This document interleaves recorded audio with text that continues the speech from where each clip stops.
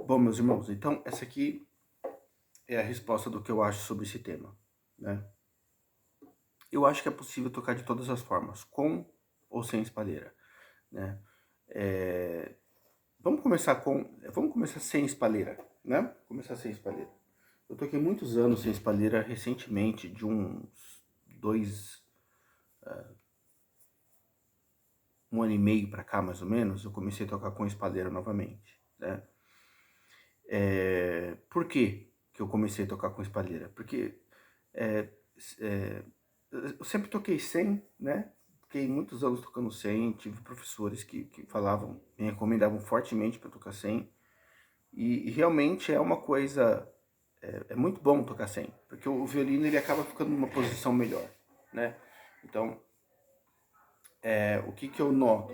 Eu noto que existe uma tendência ao violino fazer assim, ficar de lado, né? E eu gosto, eu sempre observei muito Heifetz, por exemplo, Pellman também, e eu sempre observei que a tendência deles é que o violino esteja mais reto, né? Então, por que que é interessante que o violino fique reto? Porque dessa forma a gravidade ela atua um pouco melhor, né? Como? Então vamos fazer um exemplo aqui para vocês entenderem o que eu quero dizer. Então a gente tem esse método aqui. Vamos usar a própria espalheira, né? Não, espalheira não, porque senão vai quebrar ela. Vamos usar essa flanela aqui como exemplo, tá? Então vamos supor, esse aqui é o violino, essa aqui é a superfície que está o violino, né?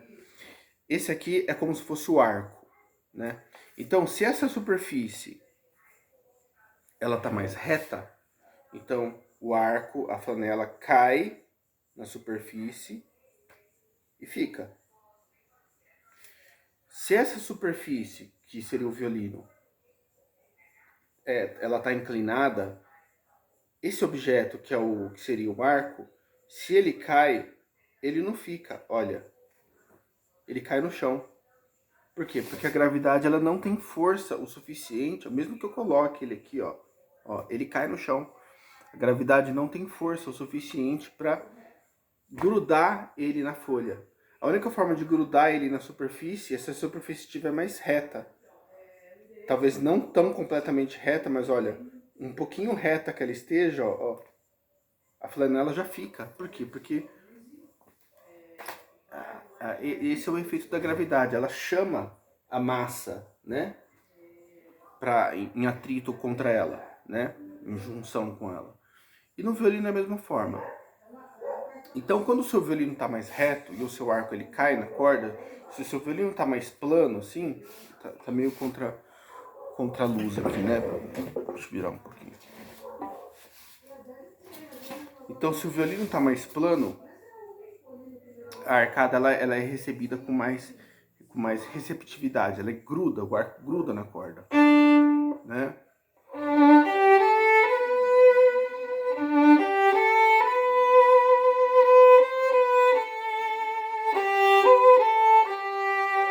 Então, com o mínimo de esforço que vocês têm, você já tem uma bela produção de som, por quê? Porque o arco, ó, ele gruda, ele tá apto a entrar em atrito com a corda. Porque é um atrito, né? É uma fricção, né? Tô cavando uma fricção entre a crina e a corda, né?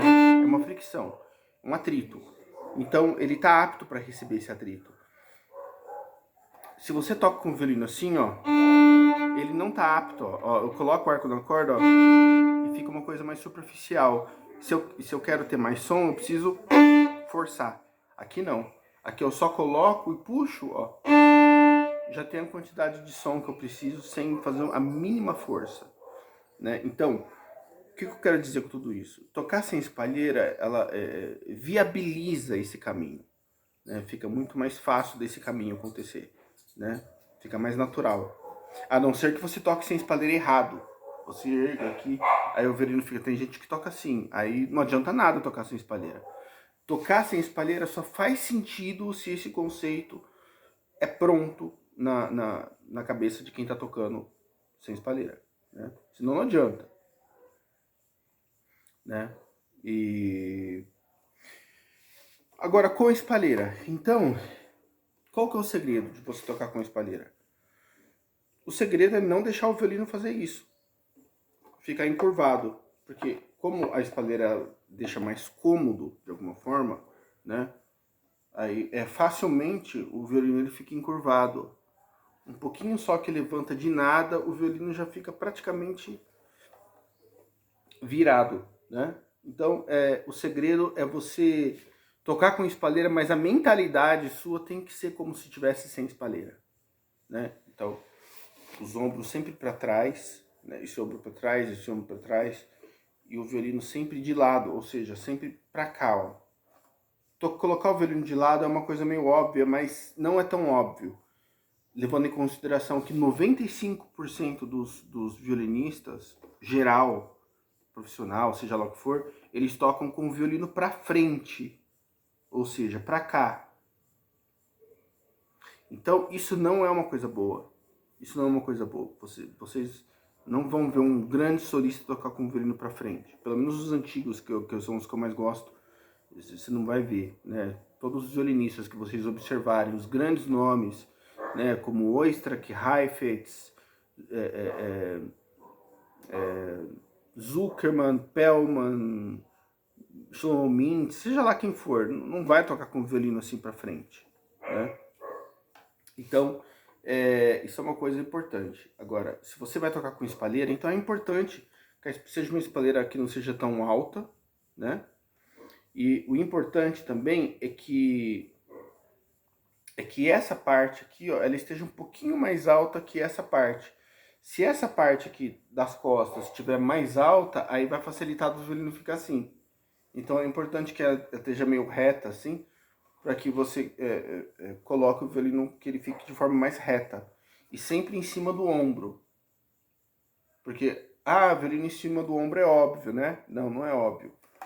95% das pessoas colocam em cima do peito aqui, ó. O violino fica muito mais em cima do peito do que do ombro. O violino deve ficar em cima do ombro, acima do ombro, tá? Assim, de lado. De forma que ele vai ficar mais reto. Vocês vão tocar com o ombro aberto, peito para fora. E vocês vão ter uma boa produção de som dessa forma. Então, quem for tocar com espalheira, observe realmente isso, se a espalheira está bem ajustada para que esse caminho seja liberado, como se estivesse tocando sem espalheira, né? Então, é importante, faz toda a diferença. Eu acho que isso é um dos grandes culpados de... Claro que existem várias coisas, né? Mas eu acho que é uma das coisas que realmente foram culpadas para ter essa perversão, se eu posso dizer assim, de som, né? Essa perversão sonora que é dos violinistas antigos para os violinistas atuais. A gente vê nos violinistas atuais uma qualidade técnica, assim, né? Às vezes, muitas vezes, que os antigos não tinham. A gente vê isso. Mas o som, a técnica, o tipo de som, o tipo de vibrato, o tipo de frase, o tipo de contato que se tinha com a corda antigamente, na minha opinião, é muito superior ao que se tem hoje, né? Então, eu acho que uma das razões é porque, assim, se a técnica tá, entre aspas, melhorando, então os violinistas hoje deveriam ser melhor do que antigamente. Mas não é isso que eu, pelo menos, observo, né? E que algumas outras pessoas observam também. O que a gente observa é que existe uma decadência na questão violinística, na questão artística, no conceito do som, no conceito de mudança de posição, conceitos sobre frase, sobre estilo. Existe uma decadência entre os violinistas antigos e os atuais. Uma grande decadência. Tá, então, na minha opinião, essa é uma das coisas, são várias, né? Mas essa é uma das coisas que interfere para que a gente esteja vivendo essa decadência no mundo dos violinistas, né? Dos solistas. E isso acontece nas orquestras também. Quem gosta de assistir orquestras antigas vai observar esse tipo de coisa também, né? Se você assistir uma Filarmônica de Berlim na época do Karajan, você assistir a Filarmônica de Berlim hoje em dia, você vai ver que é uma diferença muito clara, né? Nesse tipo de questão que eu tô falando. Né? Infelizmente, né? Deveria ser o contrário, né? Mas não é o que acontece. Enfim, essa é a minha humilde opinião. Espero poder ter contribuído com alguma coisa. Deus abençoe a todos e até a próxima. Paz de Deus.